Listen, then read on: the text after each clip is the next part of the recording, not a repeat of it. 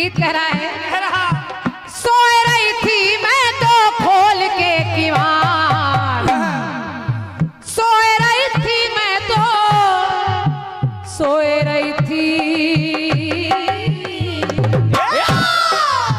सोए रही थी मैं तो खोल के किवाड़, बेदर्दी बेदर्दी बेदर्दी दगा दई के चले गए,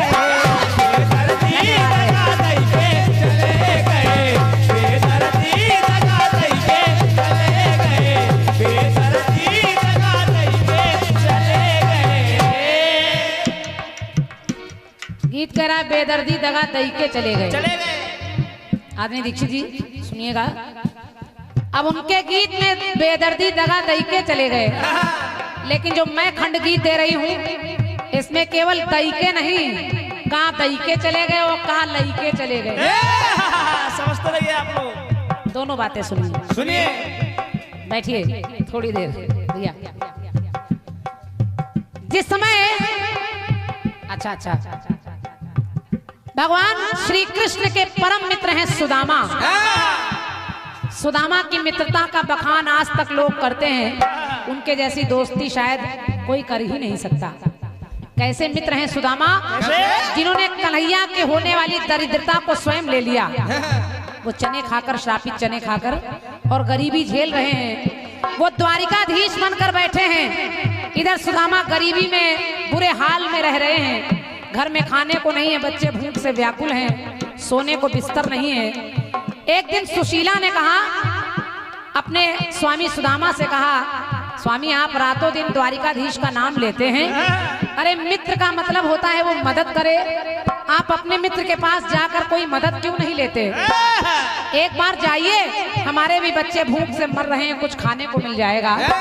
सुदामा ने कहा, देखो देवी, मैंने कन्हैया से मित्रता स्वार्थ के लिए नहीं की है, मैंने दिल से मित्रता की है। लेकिन सुशीला से रहा नहीं गया, सुशीला ने जिद कर ली, नहीं आपको जाना पड़ेगा। और आखिर सुदामा को जाना पड़ा। सुदामा कहने के, देखो देवी, मैं जा तो रहा हूं, लेकिन मित्र के घर खाली हाथ नहीं जाते, कुछ ले जाना चाहिए। सुशीला ने एक कपड़े में पड़ोस से लाकर थोड़े से चावल की कनकी यानी टूटन बांध दी और कहा, यही मेरे तरफ से कन्हैया को दे देना। बड़े गौर से सुनिएगा, आपको बड़ा आनंद आ जाएगा। सुदामा जी चावल की पोटली बगली में दबाए हैं और जाकर द्वारिकाधीश के दरबार में चिल्लाते हैं, अरे द्वारपालो, कन्हैया से कह दो मिलने सुदामा गरीब आ गया है। द्वारपालों ने उनकी हालत देखकर पहले भगाया, लेकिन बाद में उनको अंदर आने दिया। जाकर बताया द्वारिकाधीश को, कहा, हे कन्हैया, हे द्वारिकाधीश, एक गरीब ब्राह्मण द्वार पर आया है और वो कह रहा है कि वो आपका बचपन का सखा मित्र सुदामा है। बस कन्हैया ने जैसे सुना सुदामा है, कन्हैया नंगे पैर दौड़े दौड़े आए और अपने मित्र को कलेजे से लगा लिया। दोनों मित्र रो रहे हैं और सुदामा को ले जाकर उस सिंहासन पर बिठा दिया जिस पर कन्हैया स्वयं बैठते हैं। पीछे पीछे रुक्मणी खड़ी है, देखिए रुक्मणी क्या सोच रही है। क्या? रुक्मणी कहने लगी, आए सुदामा हरि चरणन मां,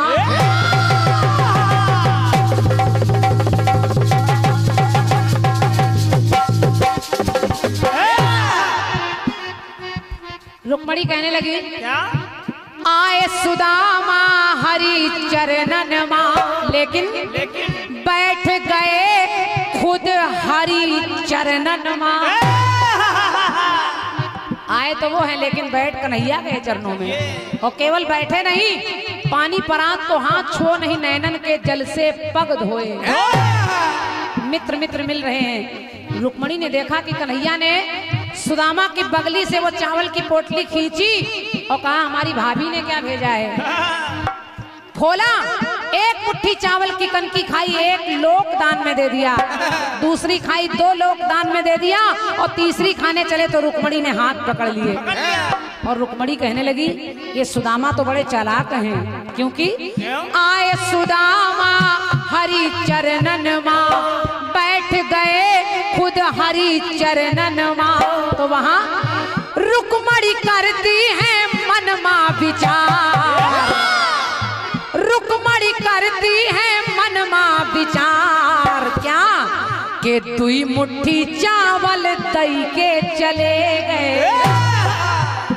ये सुदामा दुई मुट्ठी चावल दई के चले गए और दुई लोग का सुख लई के चले गए।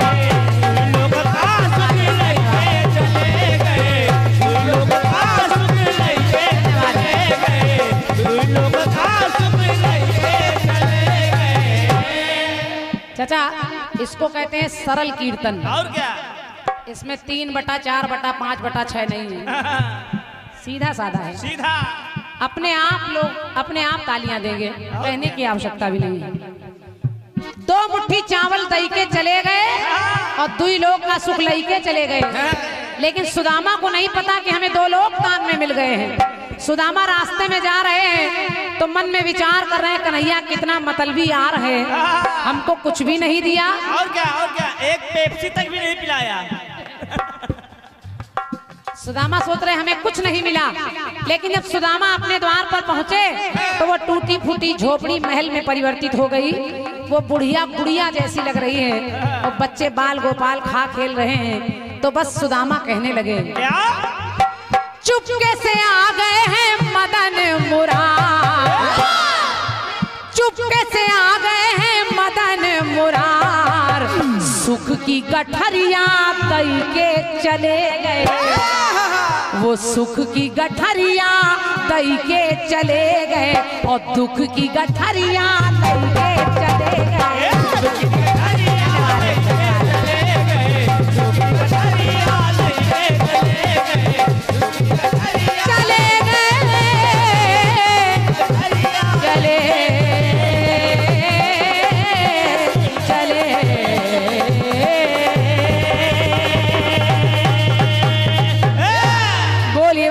बिहारी लासी की तुम जियो हजारों साल। हम ये कह रहे हो, ये हमको घटिया बता रहे हैं। ओहो, देख लीजिए कैसी कैसी सोच रखते हैं लोग। अरे कम से कम बालों की सफेदी का ख्याल करिए। अरे राम राम राम। बच्चों के साथ जैसा व्यवहार करेंगे आपको पलट कर वैसा मिलेगा, लेकिन मैं वैसा भी नहीं करूंगा। और क्या? चलिए अफसोस कर रहे हैं, अब कोई बात नहीं। कार्यक्रम को अच्छा रखने का प्रयास करिए, उसमें खाम खाई का दूसरा मंतव्य लेके जवाबी ना करिए। ये और भगवान की कृपा से आप बुंदेलखंड करें। बुंदेलखंड वाले ऐसे नहीं जो पैसा कानपुर की नीति की तरह पैसा वापस ले लें। अच्छा दीक्षित जी, जितने चेले आपके आपको पुरस्कार दे रहे हैं, हमको नहीं दे रहे हैं, काहे नहीं दे रहे? क्या नहीं दे रहे भैया? अरे हम भी लोग तो गा रहे हैं। हम लोग भी तो गा रहे हैं, लेकिन वो केवल आपके लिए आए हैं। वो आपको माला देंगे, आपके पैर छुएंगे, लेट के चाट लेंगे, सुबह वापस क्रांति माला को नहीं देंगे। हमको ये लोग पुरस्कार देंगे, हमको ये लोग सम्मान देंगे और यही लेकर हम कानपुर तक जाएंगे। और क्या? अरे इधर 100 दे रहे, इधर 50 तो बनते ही है। नहीं, वो नहीं करेंगे, बस 1 ही 2 लोग करेंगे बस, जिसमें हमारे अश्वनी भैया हैं, पुरस्कार दे गए। और क्या? वो इसलिए क्योंकि उनका स्नेह मुझसे भी है, आपसे भी है। और क्या? लेकिन जो पेट लोग होते हैं ना, वो अलग से दिखाई देते हैं। और क्या? 500 वाला समझ में आ जाता है। आइए आइए, नहीं वही बैठे रहिए।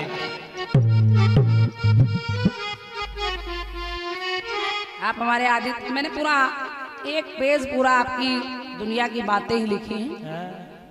कानपुर की नीति ना बताइए, ना भिगाओ तो भी लोग ताली बजाएंगे, इतना रद्दी जवाब नहीं आया। गुरु ने तुमको क्या सिखाया? अरे पता नहीं क्या क्या आपने बोला है। खाना पूर्ति कर रही हैं।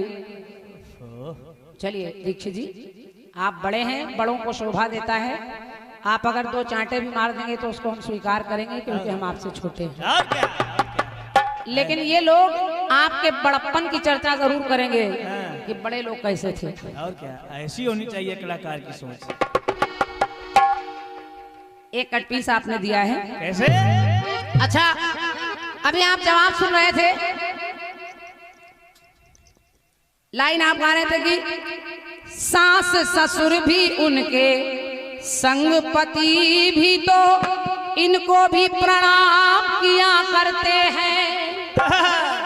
हमने सोचा अच्छी सोच है, माता पिता गुरु के चरणों में चारों धाम रहा करते हैं। आपने कहा फिर सास ससुर और पति की सेवा में चारों धाम मिला करते हैं। चलिए पत्नी तो सास ससुर और पति की सेवा कर लेगी, मेरा कटपीस नर और नारी दोनों के लिए था। नारी भी माँ बाप गुरु की सेवा करे और नर भी माँ बाप गुरु की सेवा करे। और जो आप सेवा बता रहे हैं वो केवल स्त्री के लिए है, पुरुष किसकी सेवा करे? अच्छा हे बालाजी महाराज अब आप देखो, आप सोच कर देखिए, नारी सास ससुर की सेवा करे, पति की सेवा करे, और जो पुरुष है, पुरुष तो खुद ही पति तो अपनी सेवा कर लेगा। खुद देख लीजिए, अपना भी गिरेबान व्यक्ति को झांक लेना चाहिए। जवाब तो कुछ ना कुछ आता ही है। और मेरे गीत के भाव को आपने समझा नहीं, बहुत अच्छा गीत मैंने आपको दिया था। और क्या? मैं हो गई बदनाम, अवध में तेरा हो गया नाम। जटायु आपकी तरफ से कह रहे हैं कि मेरी भली चली गई जान, पर मेरी चली गई जान और प्रभु रहे अनजान। एक लाइन आप बोल रहे हैं कि रावण जब मर रहा है तो पहले तो आपके मुंह से निकला कि रावण मरने के बाद कह रहा है। तो हमने सोचा वो कौन सा रावण है जो मरने के बाद बोल रहा है। आप कह रहे रावण मरने के बाद बोल रहा है कि जीवों को दुख देने में मैं समझा अपनी शान, स्वर्ग हुआ आसान भले ही मिट गई मेरी शान। दीक्षित जी, मैं दावा कर रही हूँ रावण को स्वर्ग नहीं मिला। अगर उसको स्वर्ग मिल गया होता तो फिर वो अगले जन्म में शिशुपाल और दंत वक्र बनकर नहीं आता। आप कह रहे स्वर्ग मिल गया, रावण अपने आप स्वर्ग लिए ले रहा है। अरे उसको 3 जन्म में आने का वरदान या श्राप समझ लीजिए मिला है। लेकिन अब दीक्षित जी हैं, और क्या पैसा वापस दे देंगे अभी। बार बार कह रहे हैं वापस नहीं है। अरे हम जानते हैं, जनता को आप क्या समझाएंगे। और क्या? चलो छोड़ो, एक राउंड और बचा। इतना बढ़िया कार्यक्रम चल रहा था, लीप पोत के बराबर कर रहे हो आप। बस आइए, क्या किला अच्छा सजा है। पीस आपने बड़ा अच्छा दिया। कैसे? तेरे जिगर का छल्ला तू मेरी जान रे।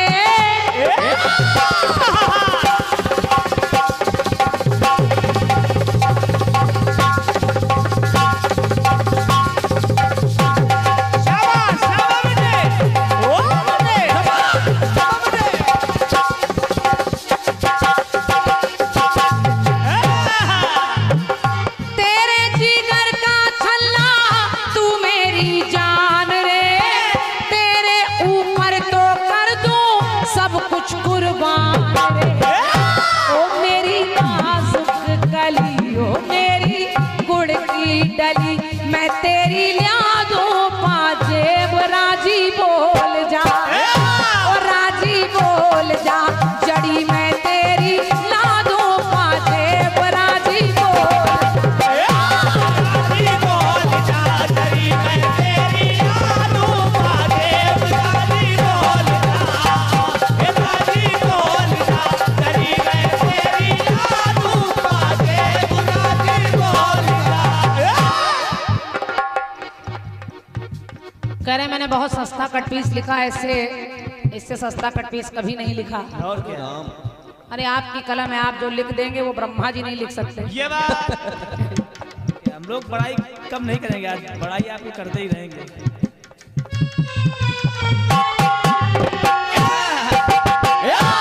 पांडे जी वाह वाह। बूढ़ा सा दूल्हा डूढ़ा सा बैल है, नशेड़ी गंजेड़ी। भोलेनाथ को नशेड़ी गंजेड़ी बताए दे रहे हैं। और क्या? जय हो कीर्तन भगवान, जय हो बालाजी महाराज। उनके घर में रजाई न गद्दा, राजी तो साची बोल जा। उनके घर में ना बाई दद्दा। बहुत बाई का बाबा होता है। सस्ता कटपीस है। और क्या। अब जब माँ भवानी ने सुना कि भोलेनाथ के लिए लोग नशेड़ी गंजेड़ी इत्यादि इत्यादि बातें कर रहे हैं, तो मैया कहती नहीं, ना बरहूं शंभु न तो रहूं कुमारी, मैं खुद चाहती हूँ मुझे भोलेनाथ ही मिले, भले ही वो कैसे भी हों। और मैया ने समझाया कि भोलेनाथ केवल नशेड़ी गंजेड़ी नहीं है। मैं कैसे सुने? सुने।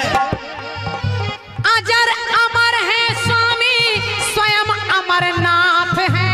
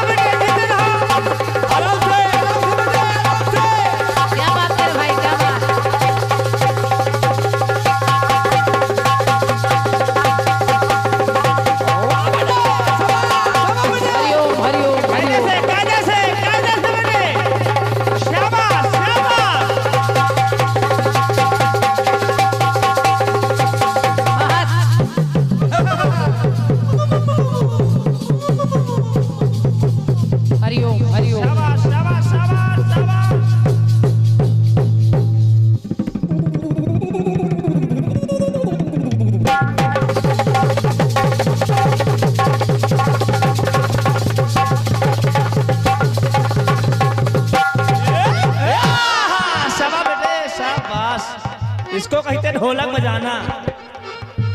जब कहा इनके घर में ये भी नहीं वो भी नहीं, नशेड़ी है गंजेड़ी है, तो देखिए मैया ने क्या कहा। क्या? अजर अमर है स्वामी स्वयं अमरनाथ है, नशेड़ी गंजेड़ी नहीं वो तो भोलेनाथ है। भक्तों के लिए भोले हैं, दुष्टों के लिए भाले हैं, ऐसे हैं भोलेनाथ में। और क्या? नशेड़ी गंजेड़ी नहीं वो तो भोलेनाथ हैं। और मेरे भोले बाबा को जिनको जपते हरि के जिनको जपते हरि तो जाऊं मैं उस दे हरि। मैं वहीं जाऊंगी, कहीं जाऊंगी ही नहीं। क्या बात है? अपना सवाल देख लीजिए और अपने आप जनता जान जाएगी रद्दी किसका और बढ़िया किसका। हल्के से आराम से। जिनको जपते हरि जाऊं उनकी देहरी तो मेरा सुन लो बयान तो साची बोल दूं, मैं साची बोल दूं। वो भोले दानी करते कल्याण साची बोल दूं।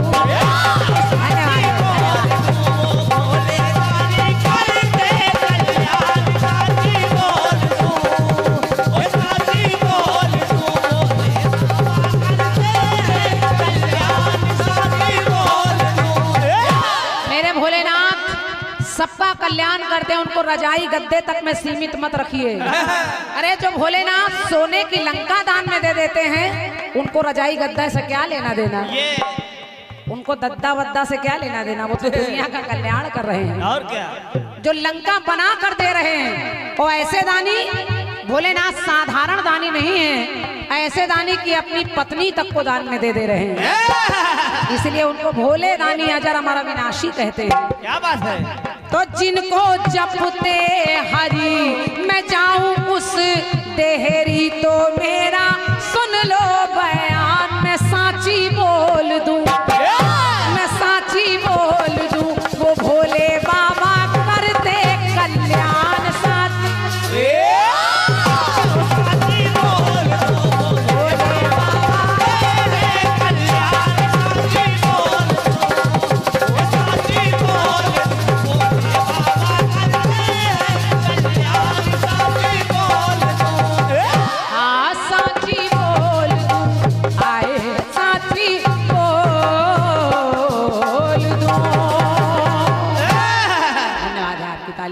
क्या बात है? और क्या?